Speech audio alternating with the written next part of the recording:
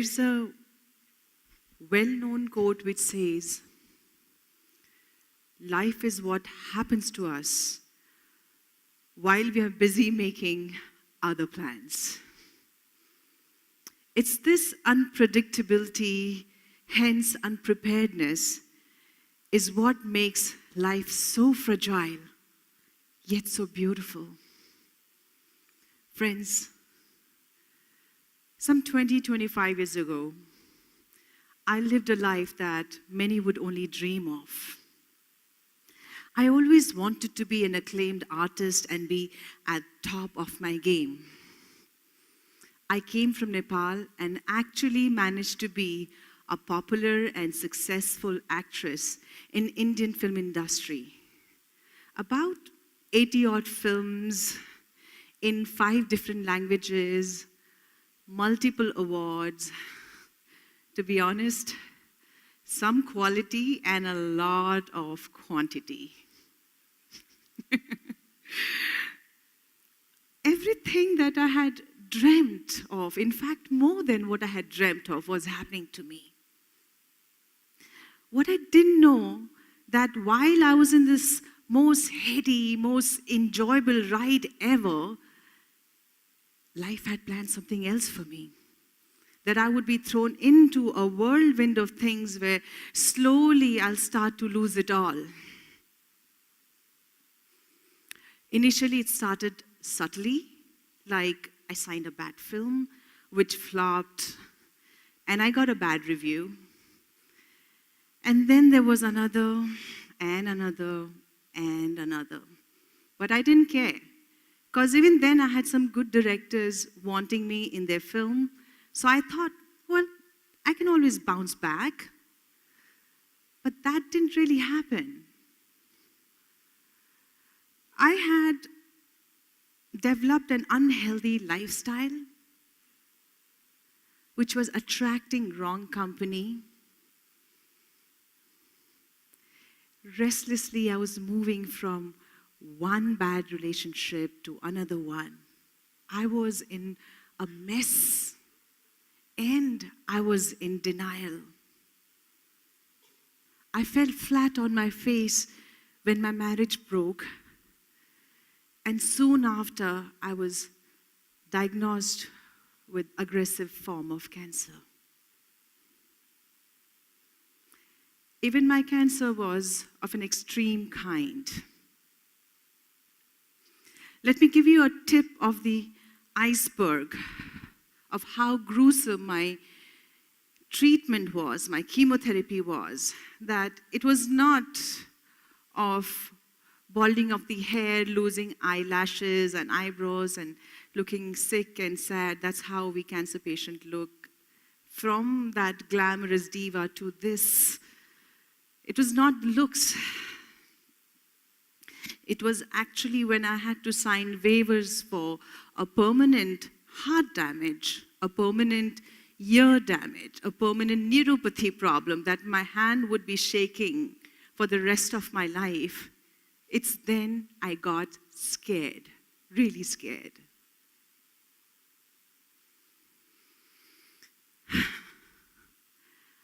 I started to worry that maybe these were my last days. Maybe I was facing the D word, the unimaginable, unbelievable, unfathomable death.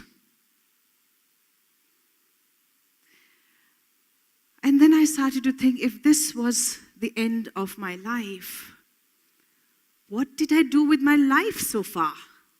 Did I live well? Was I proud of it? Of course not. I had messed it. I was living carelessly, ignoring my health, my career, people who cared for me and loved me.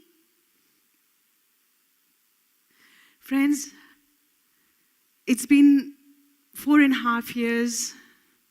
I'm cancer-free now. God has been kind. Life has been kind.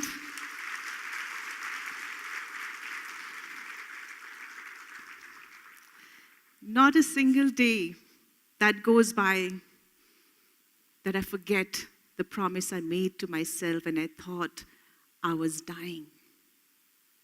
I have prioritized all the three things.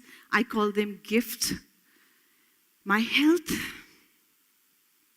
I realized the importance of health when I was down with cancer. So I nurture it now. I look after it. I read. I inquire and do whatever it takes for me to have a good health. My relationship with my family is much more filled with respect and trust, because they were the only people who were with me from the beginning till the end. My friendship. I used to have entourage of friends, huge circle of friends. But today I have handful with whom I share a deeper bond, more meaningful friendship. My work. I realized I'm an artist in my heart, in my spirit, so I need to be challenged for me to grow as an artist, to be satisfied. So I pick and choose films carefully, not carelessly the way I was doing before.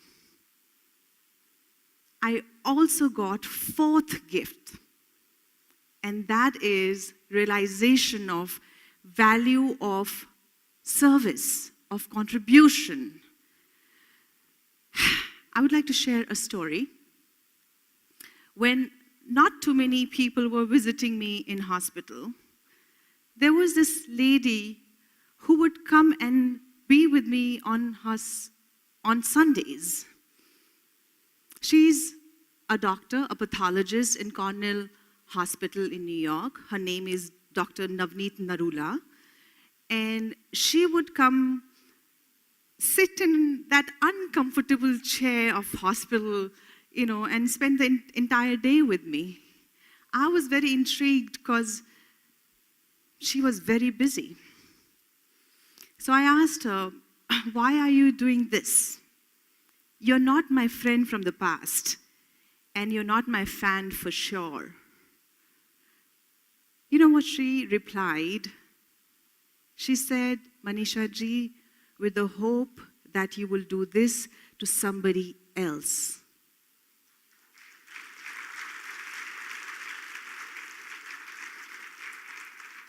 How simple yet so profound, isn't it? That's when I made a promise that if I get a second chance to life, I will pay attention and be of service in whatever capacity I can.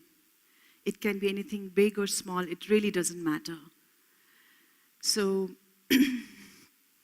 when earthquake hit Nepal, I had gone there, and with the help of UNFPA, we did a campaign called Dignity First. And I'm hoping to go to remote areas and talk about the importance to educate our girls, our daughters, and talk against child marriages, as there are multiple complications of that. So that I do. Or, anything as a cancer survivor. I go around giving hopes to people, telling that cancer is not a death sentence, that there is a life beyond cancer. Or it could be anybody, and it could be a friend who's reached out to me and needs my patient hearing, anything. So I do that now.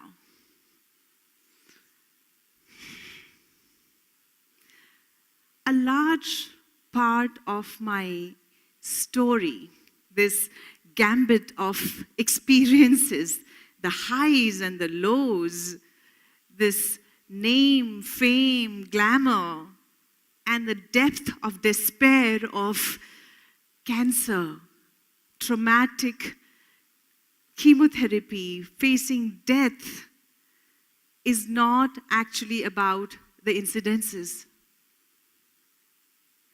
It is about finding sense behind it, finding meaning of it all. I had to make sense of things that had happened to me and the things that was happening to me. I found few such basic, simple principles, and because they are simple, we tend to take it for granted and don't apply them.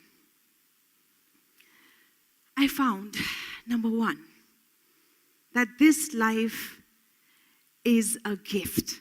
I know it's a cliche, but it is a gift. And everything that comes with this life is a gift. This body is a gift. We need to nurture it, look after it, be grateful. We need to embrace that. People who cross our path, they are a gift. Number two, the importance of introspection. We need to dive into depth of our being, of ourself, to discover our truth and live our truth. As our time is limited, so we must make the most of it. We cannot be living somebody else's life, right? We cannot be living somebody else's idea of life, what is good and what is bad. We need to find for ourselves. We need to introspect. We need to discover what it is that motivates us, compels to live a great life. So every day we can live with clarity and passion. Number three, no matter how we want to be prepared, there will always be a surprise. Life will throw some challenge from somewhere that we are not really fully prepared. But we have a choice.